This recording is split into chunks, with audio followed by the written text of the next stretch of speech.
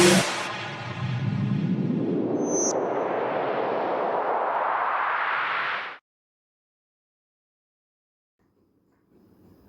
Friends, स्वागत है आपका अपने यूट्यूब चैनल जीके वर्ल्ड 01 में।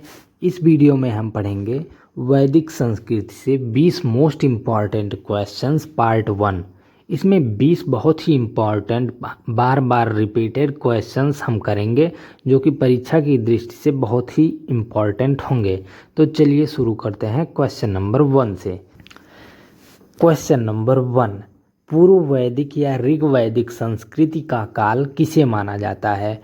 ऑप्शन ए 1500 ईसा पूर्व से 1000 ईसा पूर्व, ऑप्शन बी 1000 ईसा पूर्व से 600 ईसा पूर्व, ऑप्शन सी 600 ईसा पूर्व से 600 ईस्वी, ऑप्शन डी इनमें से कोई नहीं। तो सही आंसर हो जाएगा आपका ऑप्शन ए 1500 ईसा पूर्व से 1000 ईसा पूर्व तक। पूर्व वैदिक या ऋग वैदिक संस्कृति का काल 1500 ईसा पूर्व से 1000 ईसा पूर्व को माना जाता है। क्वेश्चन नंबर 2, उत्तर वैदिक संस्कृति का काल किसे माना जाता है? ऑप्शन ए 1500 ईसा पूर्व से 1000 ईसा पूर्व को, ऑप्शन बी 1000 ईसा पूर्व से 600 ईसा पूर्व को, ऑप्शन सी 600 ईसा पूर्व से 600 ईस्वी को, ऑप्शन डी इनमें से कोई नहीं। तो सही आंसर हो जाएगा आपका ऑप्शन बी 1000 ईसा पूर्व से 600 ईसा पूर्व को। उत्तर वैदिक संस्कृत का काल 1000 ईसा पूर्व से 600 ईसा पूर्व को माना जाता है। अगर पूछेगा ऋग्वैदिक को तो 1500 ईसा पूर्व से 1000 ईसा पूर्व हो जाएगा। अगर कहेगा उत्तर वैदिक तो 1000 ईसा पूर्व से 600 ईसा पूर्व हो जाएगा। क्वेश्चन नंबर 3, आर्य शब्द का शाब्दिक अर्थ है? ऑप्शन ए वीर या योद्धा, ऑप्शन बी श्रेष्ठ या कुलीन, ऑप्शन सी यज्ञकर्ता या पुरोहित, ऑप्शन डी विद्वान। तो सही आंसर हो जाएगा आपका ऑप्शन बी श्रेष्ठ या कुलीन। आर्य शब्द का शाब्दिक अर्थ श्रेष्ठ या कुलीन है। क्वेश्चन नंबर 4, प्रारंभिक आर्यों के बारे में निम्न कथनों में से कौन सा सही नहीं है? ऑप्शन ए वे संस्कृत बोलते थे, ऑप्शन बी वे घुड़सवारी किया करते थे, ऑप्शन सी वे कई झुंडों में भारत पहुँचे, ऑप्शन डी वे मुख्यतया नगरों में निवास करते थे। तो सही आंसर हो जाएगा आपका ऑप्शन डी वे मुख्यतया नगरों में निवास करते थे। ये सही नहीं है और बाकी सब ये सही है, ये भी सही है। वे संस्कृत बोलते थे, वे घुड़सवारी किया करते थे, वे कई झुंडों में भारत पहुँचे, ये तीनों सही है। लेकिन ये वे मुख्यतया नगरों में निवास करते थे, ये सही नहीं है पूर्णतया। क्वेश्चन नंबर 5, इनमें से किस फसल का ज्ञान वैदिक काल के लोगों को नहीं था? ऑप्शन ए जौ, ऑप्शन बी गेहूँ, ऑप्शन सी चावल, ऑप्शन डी तंबाकू। तो सही आंसर हो जाएगा आपका ऑप्शन डी तंबाकू। तंबाकू का ज्ञान वैदिक काल के लोगों को नहीं था। क्वेश्चन नंबर 6, उत्तर वैदिक काल के वेद विरोधी और ब्राह्मण विरोधी धार्मिक अध्यापकों को किस नाम से जाना जाता था? ऑप्शन ए यजमान, ऑप्शन बी श्रमण, ऑप्शन सी अथर्वन, ऑप्शन डी श्रेष्ठिन। तो सही आंसर हो जाएगा आपका ऑप्शन बी श्रमण। उत्तर वैदिक काल के वेद विरोधी और ब्राह्मण विरोधी धार्मिक अध्यापकों को श्रमण नाम से जाना जाता था। क्वेश्चन नंबर 7, वैदिक गणित का महत्वपूर्ण अंग है? Option A Shatapatha Brahmana, option B Atharvaveda, option C Shulba Sutra, option D Chandogya उपनिषद। तो सही आंसर हो जाएगा आपका ऑप्शन सी शुल्ब सूत्र। वैदिक गणित का महत्वपूर्ण अंग शुल्ब सूत्र है। क्वेश्चन नंबर 8, किस वेद में प्राचीन वैदिक युग की संस्कृति के बारे में सूचना दी गई है? ऑप्शन ए ऋग्वेद में, ऑप्शन बी यजुर्वेद में, ऑप्शन सी अथर्ववेद में, ऑप्शन डी सामवेद में। तो सही आंसर हो जाएगा आपका ऑप्शन ए ऋग्वेद में। ऋग्वेद में प्राचीन वैदिक युग की संस्कृति के बारे में सूचना दी गई है। क्वेश्चन नंबर 9, निम्नलिखित में से उत्तर वैदिक काल में लिखे गए ग्रंथों का सही क्रम कौन सा है? ऑप्शन ए वेद, ब्राह्मण, आरण्यक और उपनिषद। ऑप्शन बी वेद, उपनिषद, ब्राह्मण और आरण्यक। ऑप्शन सी उपनिषद, वेद, ब्राह्मण और आरण्यक।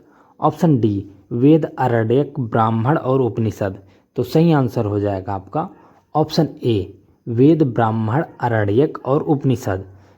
ये उत्तर वैदिक काल में लिखे गए ग्रंथों का सही क्रम वेद, ब्राह्मण, आरण्यक और उपनिषद है। क्वेश्चन नंबर 10, वेदों की संख्या कितनी है? Option A 2, option B 3, option C 4, option D 5। ये आंसर सभी को पता होगा, तो सही आंसर हो जाएगा आपका ऑप्शन सी 4। वेदों की संख्या 4 है। क्वेश्चन नंबर 11, कौन से 3 वेद संयुक्त रूप से त्रयी या वेद त्रयी कहलाते हैं? ऑप्शन ए ऋग्वेद, यजुर्वेद और सामवेद। ऑप्शन बी ऋग्वेद, यजुर्वेद और अथर्ववेद। ऑप्शन सी ऋग्वेद, सामवेद और अथर्ववेद। ऑप्शन डी यजुर्वेद, सामवेद और अथर्ववेद। तो सही आंसर हो जाएगा आपका ऑप्शन ए ऋग्वेद, यजुर्वेद और सामवेद। क्वेश्चन नंबर 12, भारत के राज चिन्ह में प्रयुक्त होने वाले शब्द सत्यमेव जयते किस उपनिषद से लिया गया है? Option A Mundaka Upanishad. Option B Katha Upanishad. Option C Isha Upanishad. Option D Brihadaranyaka Upanishad. तो सही आंसर हो जाएगा आपका ऑप्शन ए मुंडक उपनिषद। भारत के राज चिन्ह में प्रयुक्त होने वाले शब्द सत्यमेव जयते मुंडक उपनिषद से लिया गया है। क्वेश्चन नंबर 13, ऋग्वैदिक आर्यों का मुख्य व्यवसाय क्या था? ऑप्शन ए कृषि। ऑप्शन बी पशुपालन। ऑप्शन सी शिक्षा। ऑप्शन डी व्यवसाय। तो सही आंसर हो जाएगा आपका ऑप्शन बी पशुपालन।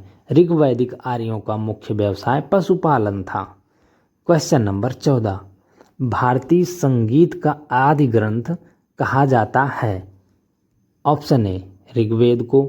ऑप्शन बी उपनिषद को। ऑप्शन सी यजुर्वेद को।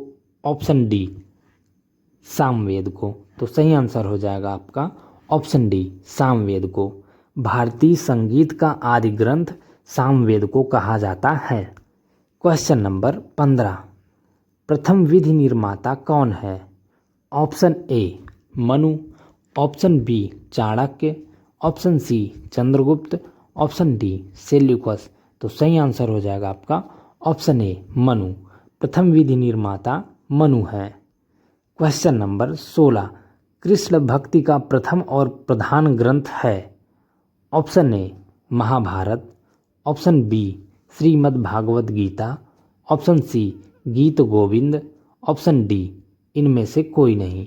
तो सही आंसर हो जाएगा आपका ऑप्शन बी श्रीमद् भागवत गीता। कृष्ण भक्ति का प्रथम और प्रधान ग्रंथ श्रीमद् भागवत गीता है। क्वेश्चन नंबर 17, ऋग्वेद में संपत्ति का प्रमुख रूप क्या है? ऑप्शन ए गोधन। ऑप्शन बी भूमि। ऑप्शन सी ए एवं बी दोनों। ऑप्शन डी इनमें से कोई नहीं। तो सही आंसर हो जाएगा आपका ऑप्शन ए गोधन। ऋग्वेद में संपत्ति का प्रमुख रूप गोधन है। गोधन मीन्स गाय। गाय को प्रमुख धन माना जाता था ऋग्वेद में। क्वेश्चन नंबर 18, ऋग्वेद के किस मंडल में शूद्र का उल्लेख पहली बार मिलता है? ऑप्शन ए 7वें। ऑप्शन बी 8वें। ऑप्शन सी 9वें। ऑप्शन डी 10वें। तो सही आंसर हो जाएगा आपका ऑप्शन डी 10वें। ऋग्वेद के 10वें मंडल में शूद्र का उल्लेख मिलता है।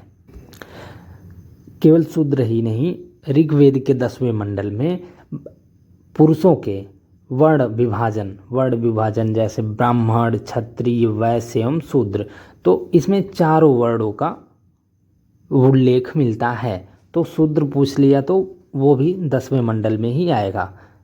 क्वेश्चन नंबर 19, पुराणों की संख्या कितनी है? Option A 18। Option B 19। Option C 20, option D 21।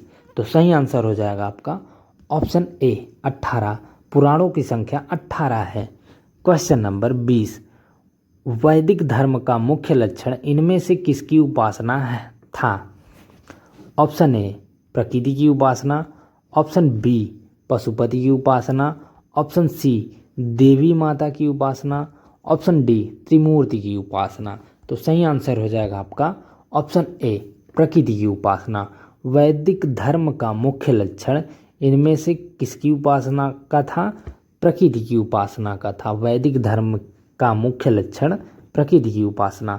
Thank you guys for watching. इस वीडियो में हमने वैदिक संस्कृति से 20 इम्पॉर्टेंट क्वेश्चंस पार्ट 1 कवर कर लिया है।